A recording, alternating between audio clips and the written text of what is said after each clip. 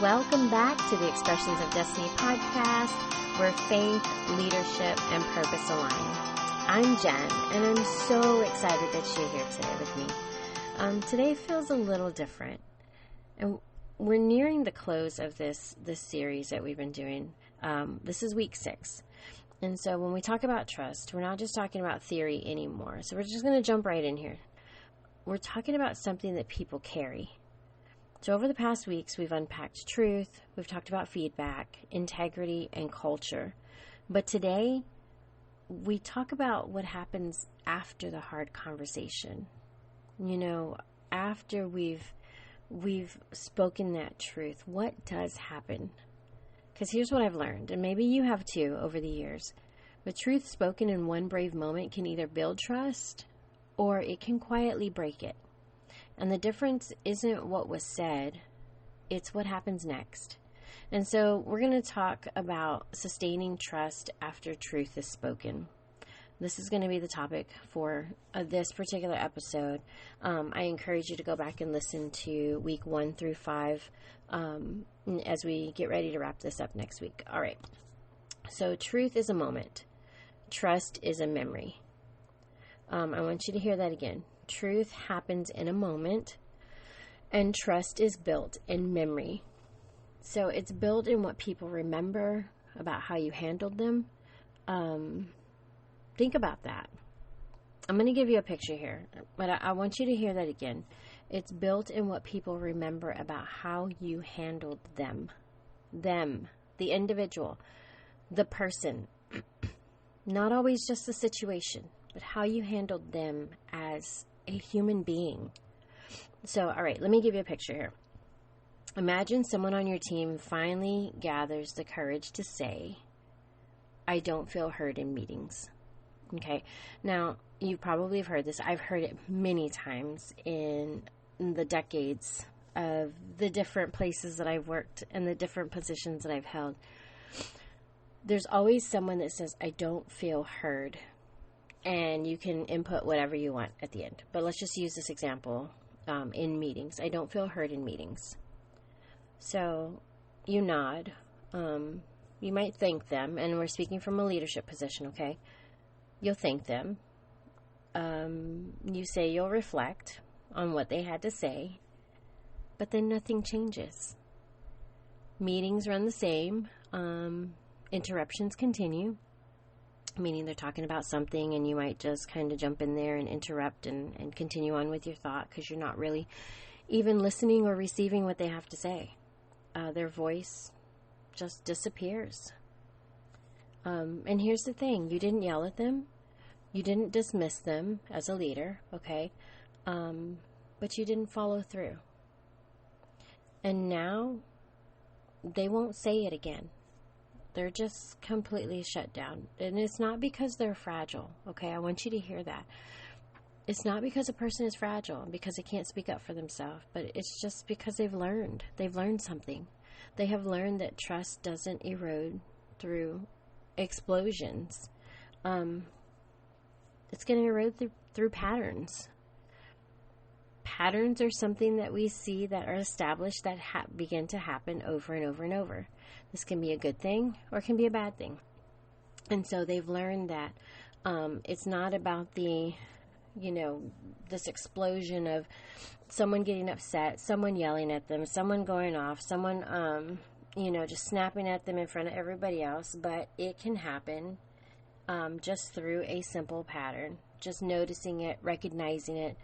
And so they've learned to just not say it again.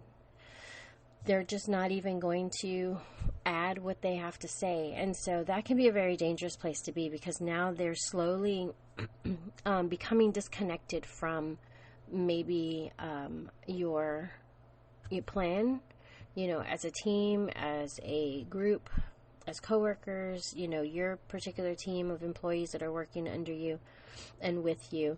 And so they have learned to just shut down.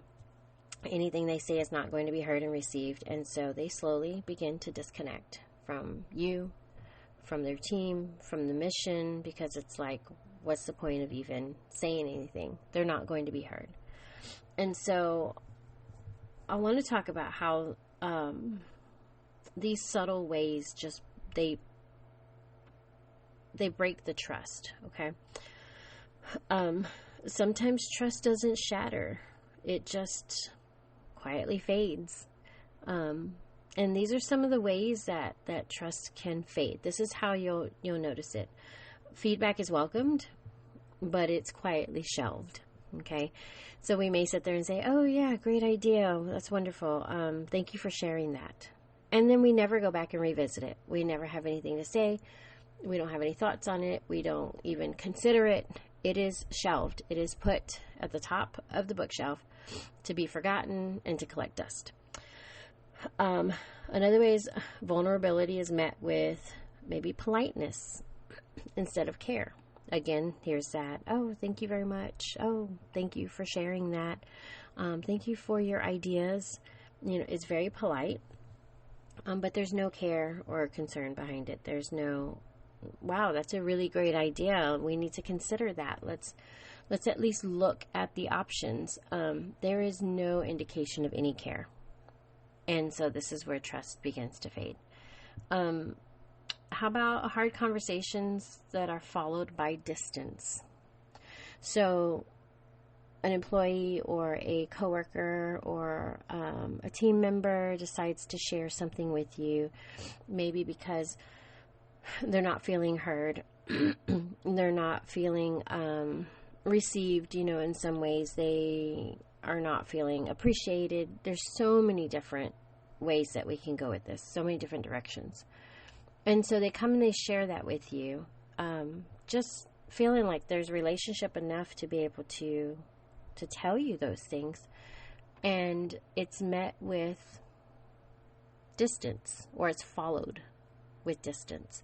Over the next few days, you as a leader don't approach them, you don't talk to them, you don't take the time to greet them, you don't say anything. Try to have a simple non-work conversation. "Hey, how you doing today? How was your weekend?" Anything like that. But there is this distance that is clearly visible. And it doesn't mean, we're not over-exaggerating this. We're not saying that, you just absolutely refuse to talk to the individual. But it's very clear and noticeable that there is some type of distance there. And then transparency doesn't produce movement. And so these are different ways that we begin to see trust fade. So here's the deeper truth that I want to talk about. People don't measure trust by what leaders promise. They measure it by what leaders repeat. Okay? We all know a promise can be easily broken, but a leader that repeats things, that is consistently, again, in this pattern, we see the pattern, we see things moving in a certain direction, we see things are consistent, and we're going to talk more about that here in a little bit, but we see that it's what is repeated. And so this is what people measure it by. It's what leaders repeat. And repetition builds belief, but it also builds doubt. I love sharing this one phrase my husband taught our daughters years ago when they were in elementary. They're grown ladies now, but and young adults. But he used to always tell them he would ask them, "What is repetition?" And so the way to get them to learn it was he would make them repeat something. And so that phrase was, "Well, Daddy, repetition is learning. If you repeat it, you learn it." And he would ask them the next day if they were struggling with something. "What is repetition?" "Repetition is learning, Daddy. If you repeat it, you learn it." And so that was the whole idea. Just repeat it. Just keep saying it over and over. Just keep practicing it. Now, repetition can build belief and it can build doubt. It can build a lot of different things. Why? Because repetition, we are learning that thing. And so even though we know that it can help to build in the positive sense a belief, a trust, it can also lead in the opposite direction, a more negative position of doubt. And so the way that we operate, the way that we function, the way that we do things, the way that we show Consistency, no matter if it's positive or negative, it becomes a repeat of something, and we are showing our employees, our team members, our coworkers that this is what we're going to do, because there's this consistency, this repetition of what we're doing, and they're seeing it and they're noticing it, and so they are learning how it is that you are going to react or respond. One is good, one is bad, but in those situations, how you're going to treat that situation. And so let's jump into another example here. Here's maybe a story that we can all recognize, okay? Have you ever trusted someone again, slowly? Not because they explain themselves well, okay? But maybe because over time they showed up differently. And again, we use that word slowly. We began to trust someone again very slowly. Couple of examples. Maybe it was a spouse, who used to react defensively to things. But they started listening instead. They started showing a little more patience. They were willing to hear their spouse out. They were willing to listen and really think about what was happening, what was being said, instead of just reacting defensively. Maybe it was a boss who used to dominate conversations. You just take over. They just didn't stop talking. They like to hear themselves talk, whatever the situation was, right? But they would dominate conversations. But now they've begun asking questions. Now they're taking the time to ask a question of other individuals instead of being the one who is stating everything, and they're giving someone else an opportunity to speak. Change is rarely proven in speeches, and so that's a very important thing to remember. But it is proven in consistency, and this is where this word comes in. Trust rebuilds when behavior becomes predictable in a healthy way. And so I want to say that again, all of that, because I want you to hear exactly what's being said, and I want you to be able to relate to it. Change is rarely proven in speeches. We can say things all day. We can stand at a podium and we can preach everything that we want to say, that we think sounds great, that sounds wonderful, that's going to keep people on our side, that's going to keep people coming back. But it's proven in consistency, showing them that you are doing what you said you're going to do. So trust rebuilds when behavior becomes predictable in a healthy way. Very important, in a healthy way, because it can be unhealthy as well. And so we see that leadership is tested oftentimes after the applause. And the reason why I use these examples and these words is because as a leader is seen as someone who is standing behind a podium, who is speaking, who is sharing, who is reporting. A leader is someone who can stand up in front of so many other people and really shine. Okay. I work with young people as well, and in that high school level. And sometimes when we bring up this subject of leadership and I ask them, what does a leader really look like to you? What do you think a leader is? Their very first response is always, well, it's someone who's standing up in front of another group, giving a speech, and they're always up, before many people, speaking. And I have to remind them, leadership is also seen in the background. A leader is not always in front. A leader is also walking side by side. A leader could be walking behind if they are with their team, supporting their team, but rounding up the back end to continue to help propel them and push them forward, to continue to encourage them from the back. That's okay. And we have to remember to view leaders in all different positions, all different places, because it's not always somebody who's up in the front all the time. I personally have led from the shadows And I love using that phrase with the young people, because I want them to understand. You may not be out before hundreds, thousands, millions of people. You may not be seen as someone up on a pedestal, but you are still leading those that are side by side with you, that are around you on a daily basis, whether it's one person, 5 people, a team of 10, maybe they're in sports. But whatever it may be, you are still a leader. You could be quietly leading the individual that walks with you every day, your best friend, a partner in a team, a classmate. It could be, someone from your youth ministry, your youth group, quietly leading them, because they're looking for someone to follow. They're looking for someone to teach them and to encourage them and to help them step out, in a boldness and with faith in whatever it is that they are trying to accomplish. A leader can lead from the shadows as well. And so, when we talk about leadership, we always view this whole standing behind a podium type of situation. And so going back to what we're talking about, leadership is tested after the applause. This is where it gets very personal. Anyone can handle the truth well in a moment, okay? Especially when others are watching. So as a leader, we kind of put on this facade. We have this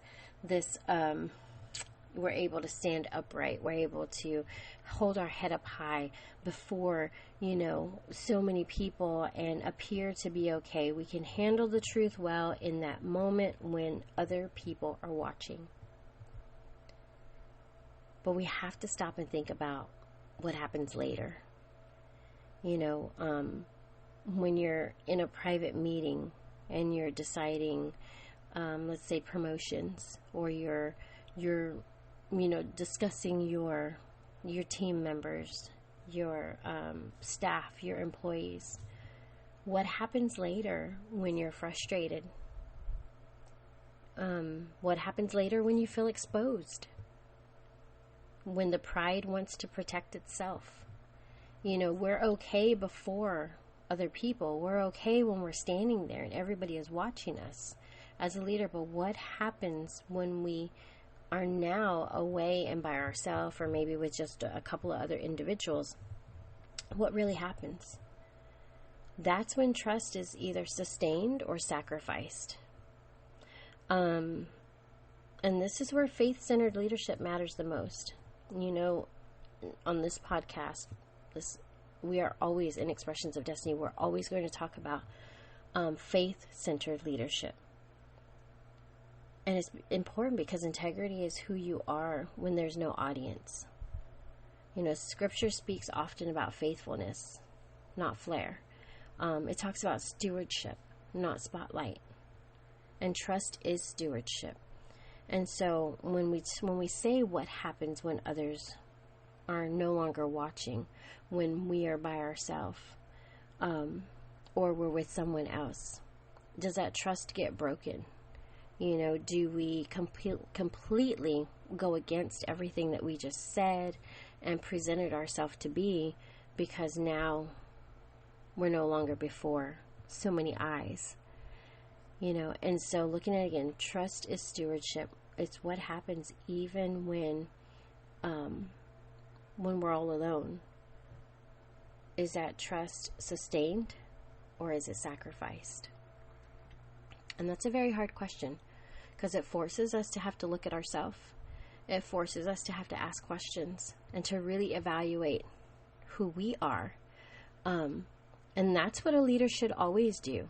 And if you've been listening for a while, I always speak about that. A leader will always look at themselves first before pointing the finger at anybody else, before trying to, place the blame on anything, any situation, any individual. A leader will always look at themselves first. We evaluate who we are, the decisions that we made, what we're doing, what we could be doing better. We are supposed to always look at ourselves first. We are the leader. We cannot lead others if we cannot accept, some of the things that maybe we're at fault about and we need to correct, because we are leading those other individuals. So we need to be the example of what a great leader is in everything that we do. So for the leader who wants to do this right, maybe you're listening and you're thinking right now, and you're really just trying to grasp everything that's being said. I want to build trust. I don't want to break it. Those are the things that we think, right? We're listening and we're thinking. I want to build trust. I don't want to break it. Here's what that looks like practically. When someone brings you truth, you should always come back around to them. You should always, the phrase that is used all the time, circle back, okay? It's so cliche, so sometimes I don't like to use that phrase, but it's the truth. You should always circle back with them. You should update them on the changes that were made. What changed, so that they can see that what they have shared with you is not something that has been shelved, as we talked about earlier, but it's something that you really took to heart, something that you listened to them, and you want to make sure that they understand that you heard them. And so whether you agree or not, we don't always have to agree. I'm not saying that you have to bow down and do everything that the individual who is being truthful with you says, but they're stepping out in some courage and some boldness to speak up about how they're feeling. We should always come back around and say, you know what? I heard you. I understand how you feel. I understand what you're saying. I want to be able to work with you on this. I want to work better on, myself, and coming to a point of maybe taking time, to listen more. It's just so simple. It's so easy for us to just have a conversation and relate to our employees, to our coworkers, those that are in this mission with us. And so always take time to come back around and have that conversation and update what may have changed. Acknowledge if you're still learning. It's okay. We don't know everything. As a leader or not, we never know everything. We are constantly growing and learning and changing. And then let them see the process. Let them see, what it is that you are experiencing. It's a learning experience for all of us. So even if the outcome isn't what they hope for, they'll respect that movement that's happening. They'll respect what it is that is taking place. Silence is what kills trust.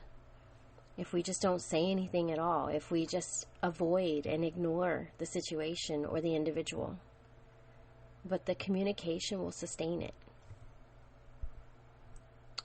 And so for the leader who knows that trust was damaged, okay, I'm going to talk to you now in this moment. Let's just speak honestly, just for a minute. Maybe trust was broken under your leadership. Okay, we're being honest. We're just thinking about the situation.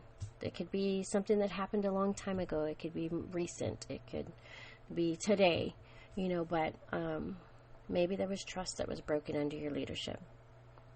Not intentionally. I want you to hear that. But it just happened. Sometimes that just happens. It's okay. This isn't the end of your leadership story when things like that happen. But it's a time of refinement. It's where we can work on these things. That is another great characteristic of a leader, is humility.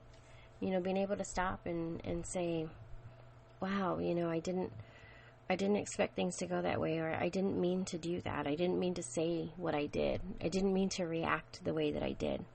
But it doesn't mean that you're not a good leader. It doesn't mean that you can't continue to lead. We have to learn to change. We have to learn to step back again and look at ourselves and say, wow, I shouldn't have done that. And be willing to apologize, or be willing to own up to it and move forward. There's no dwelling on it. Correct the mistake. But don't dwell on it. Don't continue to condemn yourself about it, or even feel defensive about it, because you think you look a certain way in front of other people. Just own up to it. It wasn't intentional. That we could go the other direction. There's a lot of things that are done intentionally, but we're talking right now. Maybe this is just something that happened and it wasn't intentional.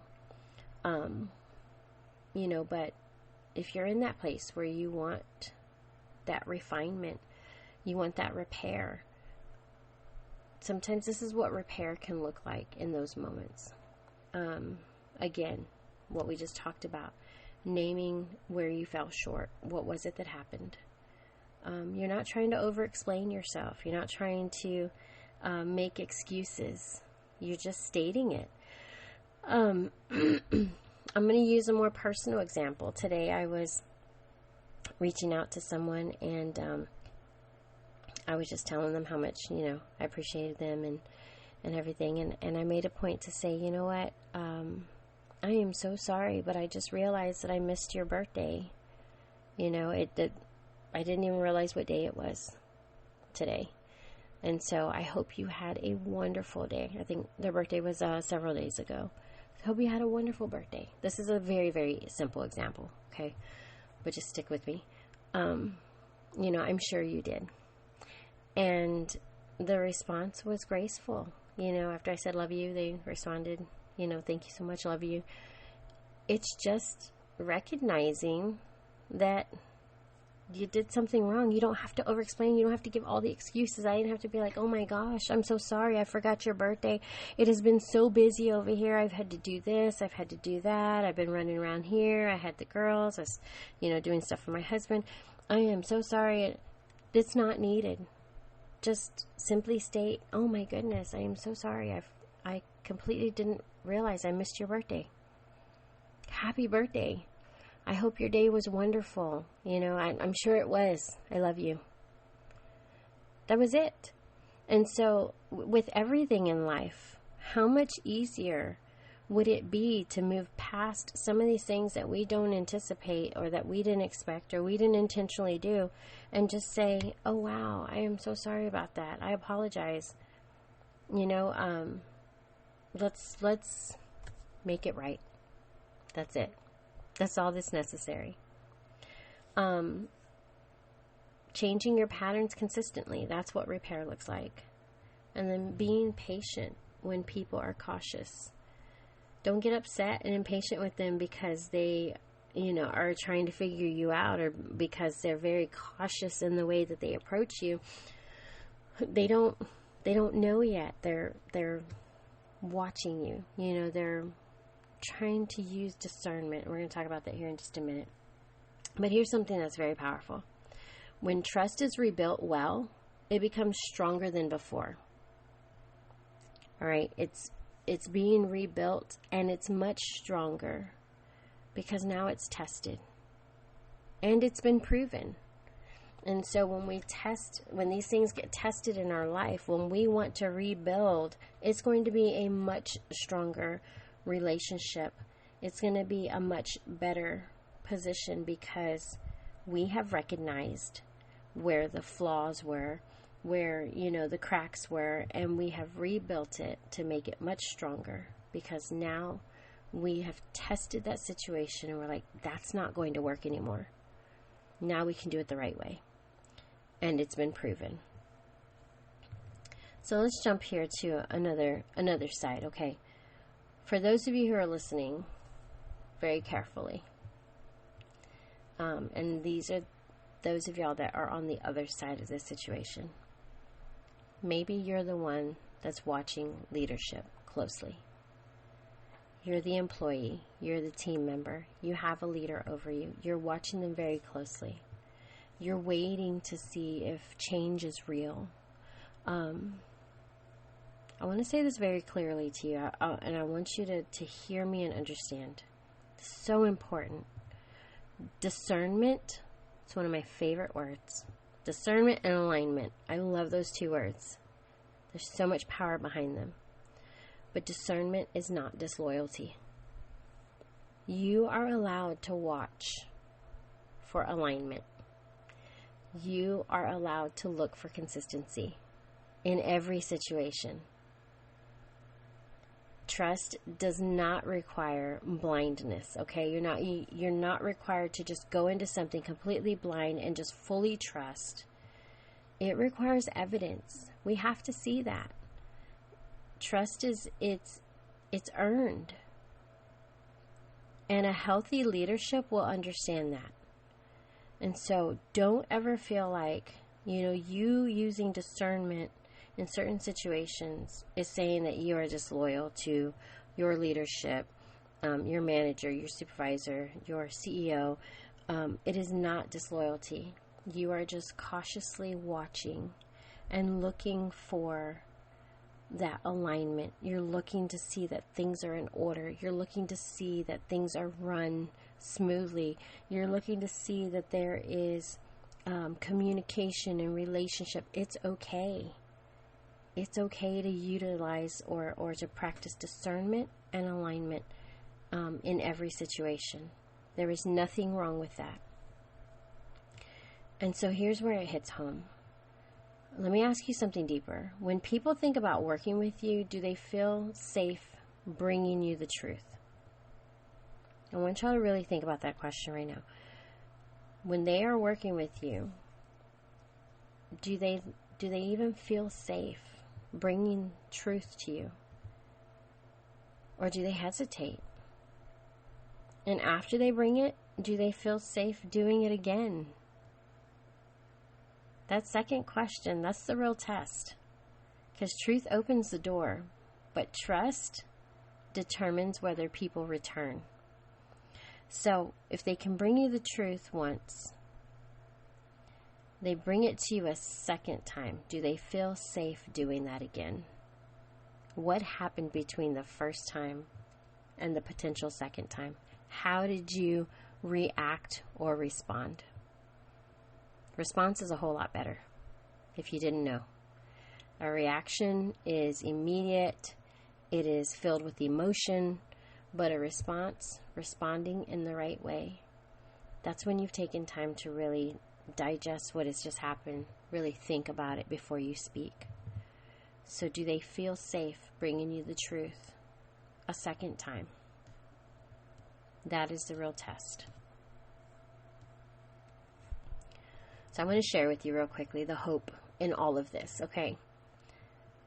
Here's the beautiful part. Trust is not built in perfection. It's built in alignment. Small, steady alignment. Day after day, conversation after conversation, correction after correction. You don't have to be flawless. You have to be faithful. Faithful to growth. You're faithful to integrity, faithful to consistency.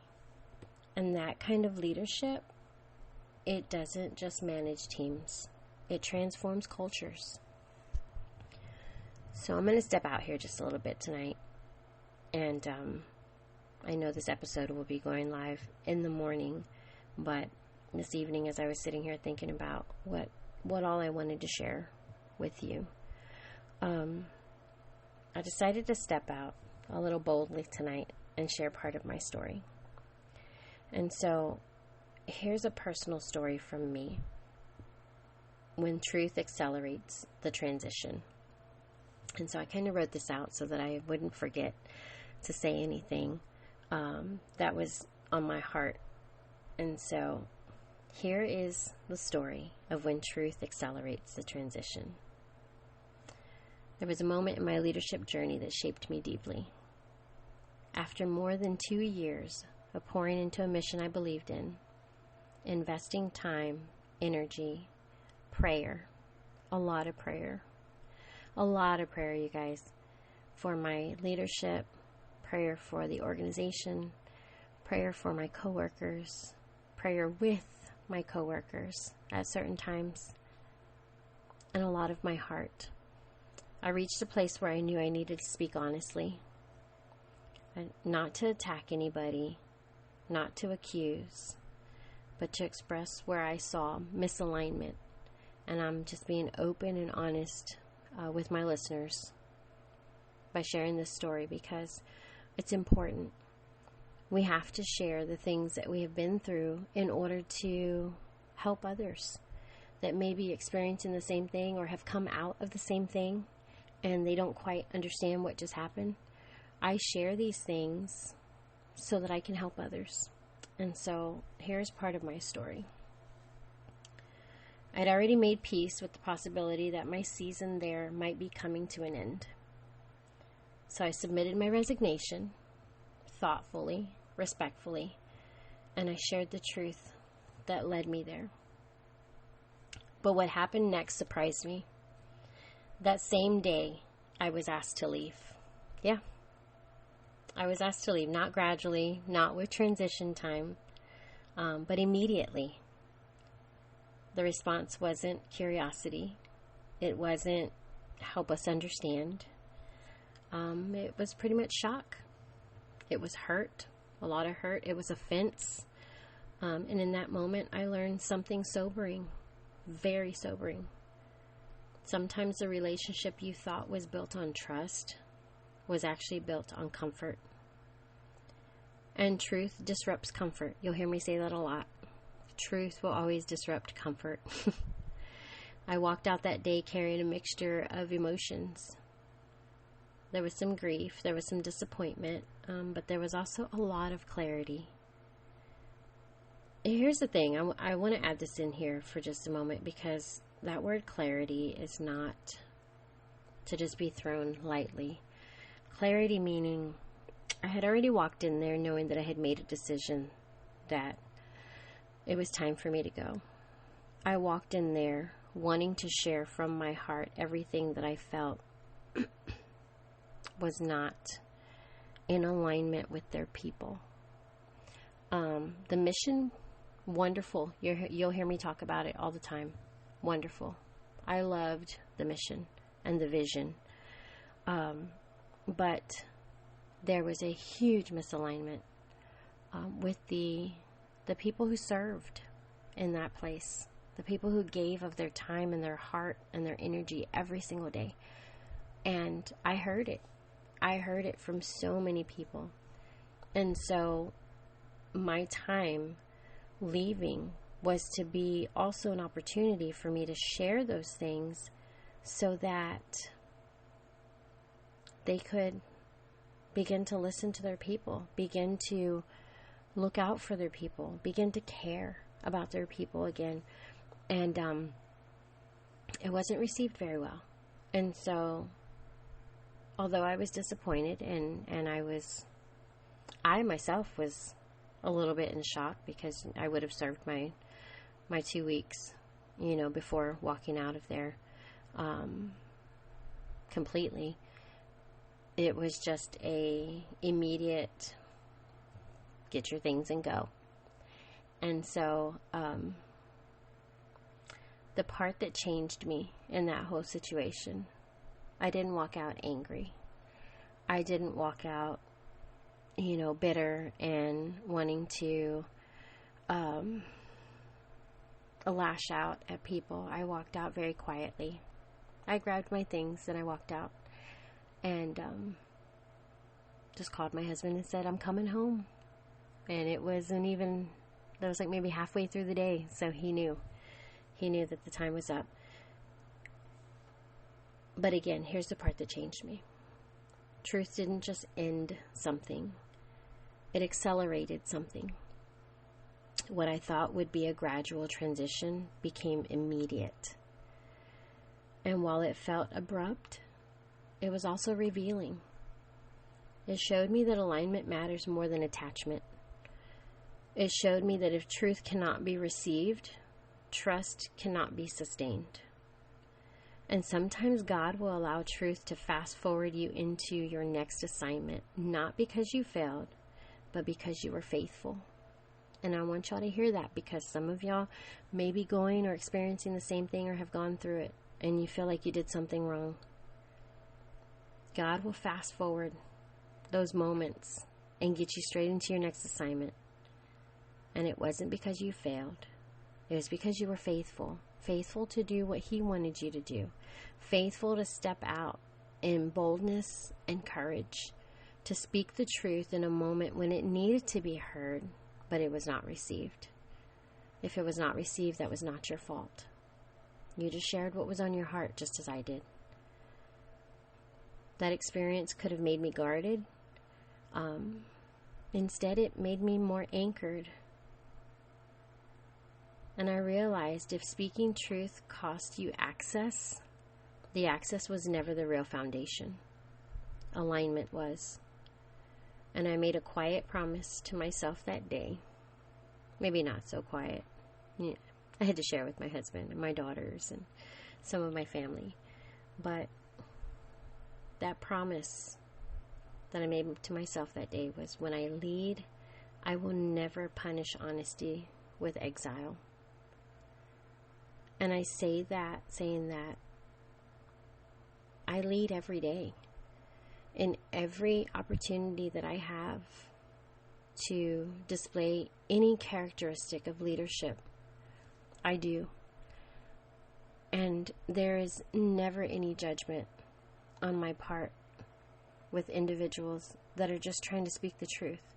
We don't exile people out of our life because of honesty. We're supposed to lean in. If someone has the courage to speak truth to me or to you or any other leader, we are supposed to lean in, not push them out. Because truth should refine relationships and not remove people. But when it does remove you, it may be protecting your next season. Hear that very carefully. If it does remove you, it may be protecting your next season. Sometimes truth doesn't just test leadership. It reveals timing. And what felt premature to me was actually preparation. What felt like being pushed out was God pulling me forward. And here I am today, stronger, clearer, more aligned, because I didn't silence what I knew was true. Don't ever be afraid to speak the truth, whether you are a leader or not. Never be afraid to speak the truth. And I pour my heart into leaders. Anything that I say is always something that I'm going to practice myself. Never to bash leadership. Never to speak poorly of them. But to say that leaders go through the same thing as a leader, because you probably have someone that is leading you. You probably have someone over you that you would like to speak the truth to. That you would like to be able to communicate with and experience that relationship with, and it just doesn't happen sometimes. And so leaders oftentimes are stuck in the middle. You know, we want to try to do the best that we can to lead, but we may be experiencing the same things as those that we're leading because of our leadership above us. And so we are here to help each other, to help as leaders, as individuals, co-workers, teammates, fellow employees, whatever you want to call yourself. We are here to help one another in just being caring, loving, concerned, establishing those relationships with people, being able to communicate and understand, that we're all different. And we all deal with different things. We all feel different ways. We all learn differently. But we are here to try to understand one another. And this is how we build relationship. And this is how we are successful in our business, to be able to get things done and to do them to the best of our ability, because now we know how to work with each other. We know how to respect one another. And so I just want to leave that here today. And as we prepare to close the series soon, I want this to settle in your spirit. Truth spoken once is brave. Trust sustained over time is leadership. Remember that. And so until next week, we will be going into our final wrap-up of this series. Again, this is week 6. So go back and listen to week 1 through 5. And then this particular episode, and then next week we will close out this entire series and pull it all together. And so I want to thank you for walking through this journey with me. Until next time, just keep living with intention, keep leading with faith, and keep choosing consistency even when no one sees it, because that's where trust is truly built. All right, you guys, I will talk to you next week. We're going to close this out. God bless.